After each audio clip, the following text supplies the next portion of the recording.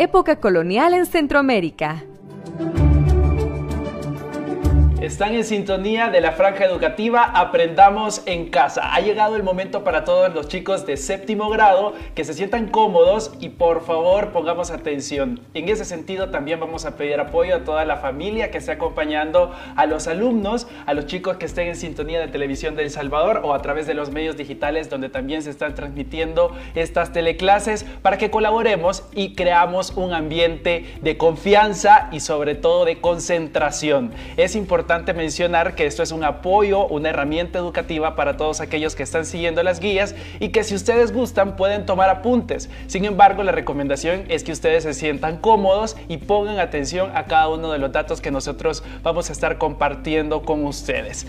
Hoy, como todos los días, usted sabe que tenemos un profesional que nos está apoyando en el conocimiento. En la materia de sociales tenemos a la especialista Alba Calderón. Bienvenida, Alba, ¿cómo ha estado? Hola, Emilio, contenta de estar nuevamente este jueves acá y hablando de estudios sociales, que es una materia que me encanta muchísimo y a muchos también en casita hay que estar listo. Como lo dice Emilio, no es necesario quizá que estemos, porque en lo que tomamos quizá un apunte de repente se nos va el otro dato. Hay que estar pendientes, hay que escuchar y es un refuerzo. Usted tiene una guía y esto es parte de un refuerzo más para poder desarrollar esa guía. Y una buena noticia, Alba, es que estas teleclases quedan habilitadas en la página de Facebook de Televisión de El Salvador. Así pueden encontrarlo y fácilmente pueden estar viéndolas las veces que quieran. Así que podemos estar tranquilos en casa compartiendo todo el contenido de este día. ¿Qué tema vamos a estar tratando, Alba? Bueno, ahora vamos a hablar de la diversificación, de la estratificación durante la colonia. Así que vamos a ver qué se trató, cómo fue eso, en qué consistía. Un tema muy importante porque hemos venido hablando de la invasión, hemos venido hablando de la conquista, ahora vamos a hablar del periodo de la colonia. Y eso es lo bonito de estos temas, porque en la última clase, como usted lo dice, veíamos la invasión a América, la llegada de los españoles. Ahora vamos a ver cómo se organizaron. Esta estratificación de la que hablamos es un tipo de organización social, las primeras organizaciones que se tuvieron aquí en América. Aquí en América. Vamos a definir algo, lástima que 15 minutos no nos alcanzan, porque temas que son sumamente amplios y hay mucho que hablar. Primero vamos a definir qué fueron estamentos. Estamentos. Durante la colonia fueron estamentos. Un estamento hace la diferenciación en que no hay movilidad social. Un estamento se adquiere por nacimiento, se adquiere por la posición económica, por la herencia y no hay un movimiento en esos niveles. Y mientras que en una división social, las clases sociales lo permiten. Ok, esa es la principal diferencia entonces entre clase social, que es quizás un término más que se ha escuchado actualmente, a un estamento.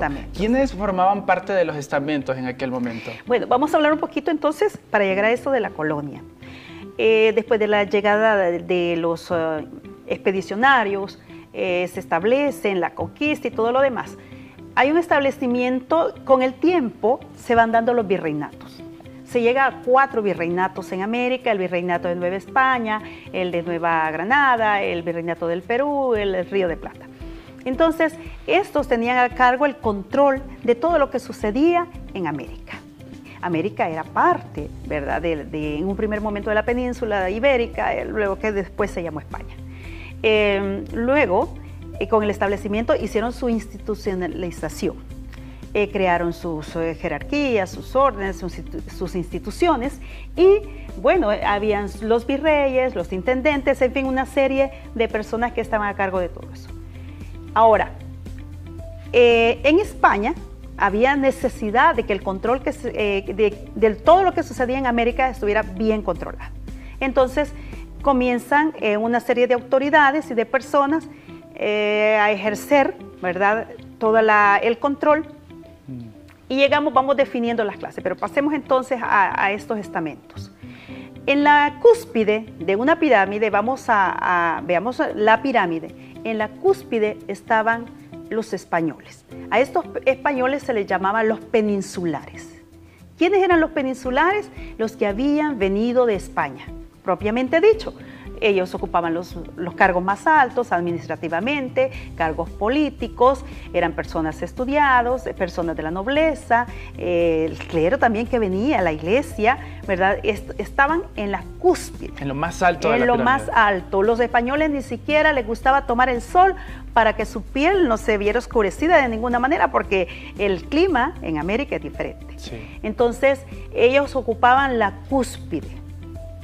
Estaban en lo más alto, era más reducido, obviamente, el número. Con los años, estamos hablando de que pasaron 300 años, en ese periodo 300 y algo de años. Entonces, en el camino, ¿verdad? Fueron esas familias que vinieron, también fueron teniendo hijos. Los españoles nacidos acá en América se les llamó criollos y eran ya estaban en otro nivel de la pirámide estamentaria. Ok. Ya no eran peninsulares, eran criollos. Y se convertían en criollos en el momento de nacer dentro de América. Nacían, correcto, Aunque se llamaban, fueran de hijos de padres españoles, si nacían en América, eran denominados criollos. Entonces, estos criollos eran vistos de manera diferente.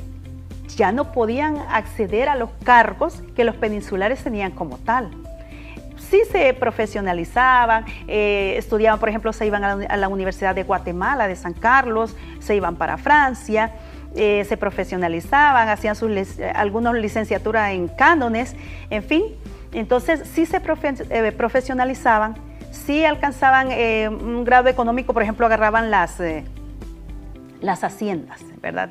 Se volvían hacendados, tenían la producción de la tierra, tenían indígenas a su cargo, pero eran un nivel donde ellos no podían acceder a los cargos que ya tenían en sí los peninsulares. Okay. Y ese era un descontento para ellos. Pero mantenían un cierto control bastante fuerte, o sea, Sí. tenían algo de poder, Sí, podríamos tenían decir. algo de poder. Por eso después van a ser quienes empiezan con las primeras gestas de emancipación, porque les interesaba, les convenía. Por ejemplo, la nobleza o los peninsulares que estaban en la cúspide, ellos se casaban entre ellos. Y los criollos mantenían también, ¿verdad? Okay. El matrimonio entre ellos. Okay. Luego viene otra clase y es los mestizos. Y estas ya van surgiendo de las clases de las mezclas raciales, que la raza es un término político, ¿verdad? Pero se fueron mezclando españoles con indígenas, españoles con negros y van ocupando otra clase en la pirámide social. Entonces ellos se encargaban de la servidumbre, se encargaban de ventas ambulantes, artesanos, hacían otras cosas, ¿verdad? Pero no se les consideraba también, no podían ascender, entonces se mantenían. Si tú ves los que estaban en la cúspide, los españoles, los peninsulares, ahí no podía llegar otro, ¿verdad? Era un grupo cerrado. Era la élite. Entonces ahorita vamos en la pirámide, españoles o peninsulares, los criollos, y vamos a los mestizos. Vamos a los mestizos. Entonces. Después de los mestizos, ¿qué otra clase existía? Bueno, vienen los indígenas. Los indígenas. ¿Verdad? Los indígenas para ese tiempo se llamaban indios, porque se consideraba que habían llegado a las Indias y todo eso, la historia, ¿verdad? ¿Por qué se le llamaba indio? Ahora, ¿es correcto llamarle indígena? La palabra indígena significa oriundo de, originario de. Entonces, se le puede llamar indígena. Llegamos al momento donde están los indígenas. Ellos no eran esclavos, eran vasallos del rey. Entonces, había una ley de protección para ellos, aunque aquí se daba toda clase de malos tratos, se podían intercambiar, en fin. Llega el momento del repartimiento, de las encomiendas, entonces ellos eran entregados, eran grupos entregados a españoles para que supuestamente cuidaran de ellos, los evangelizaran, y en fin, una serie de cosas, pero esto se convertía en una explotación laboral también. Y cuando ¿verdad? hablamos del término vasallo, porque a veces en la sociedad, ahorita podemos seguir estudiando la historia, pero vamos a seguir identificando estos nombres. ¿Vasallo a qué se refiere? Estaban bajo la autoridad del rey, eran sus súbditos, ¿verdad? Pero no en la condición de esclavo.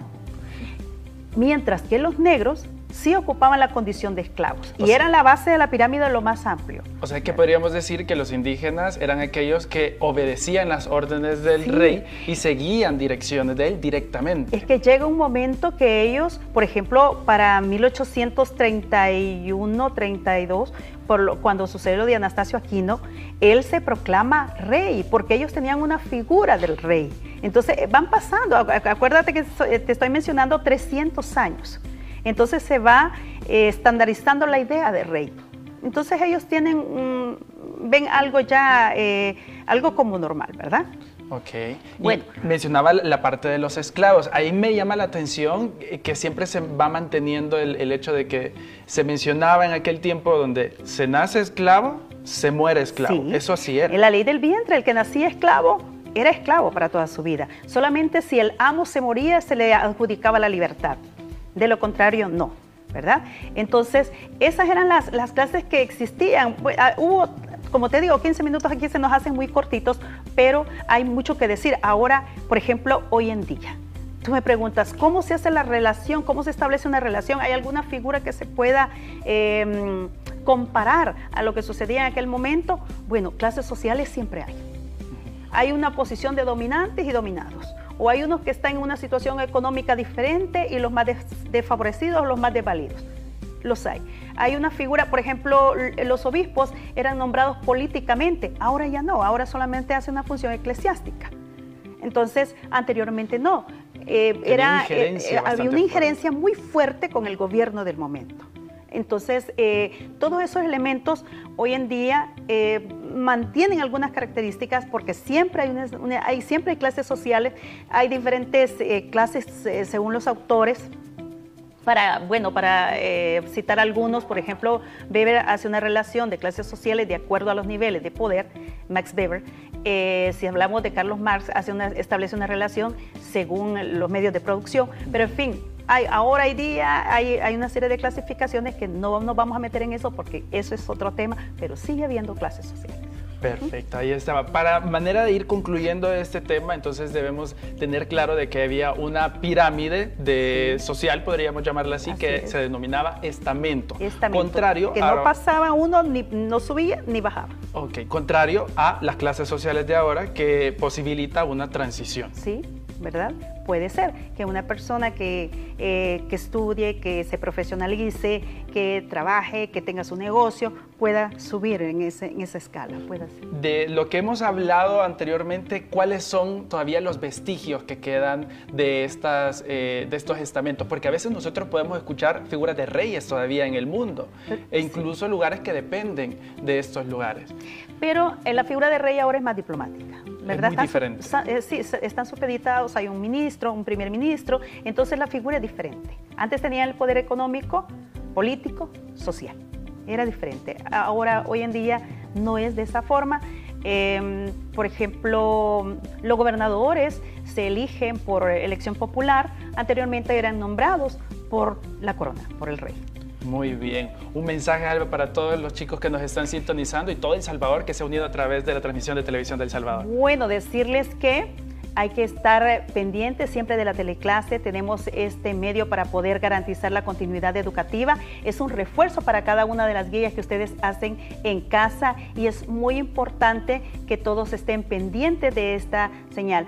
Hay que quedarse en casa también, hay que salvaguardar la salud y hay que atender las indicaciones de todo lo que digan las autoridades de salud y el Ministerio de Educación. Y sobre todo estar pendientes de la educación. Siempre que nosotros tengamos un tiempo disponible, recuerde que Televisión de El Salvador tiene en su página de Facebook las clases habilitadas de todas las semanas y ustedes en el momento que consideren oportuno pueden estar revisando sus guías junto con las clases que nosotros estamos compartiendo y qué mejor manera que con los profesionales. En esta ocasión, Alba Calderón nos ha estado acompañando, especialista en la materia de sociales. Le agradecemos mucho por haber compartido con nosotros ese conocimiento de la temática de sociales para séptimo grado. Así es, entonces nos vemos el próximo jueves. Emilio, es un gusto siempre estar contigo y es un gusto llegar hasta su casa. Recuerden, próximo jueves, estudios sociales, no lo olviden. Nos vemos, hasta la próxima.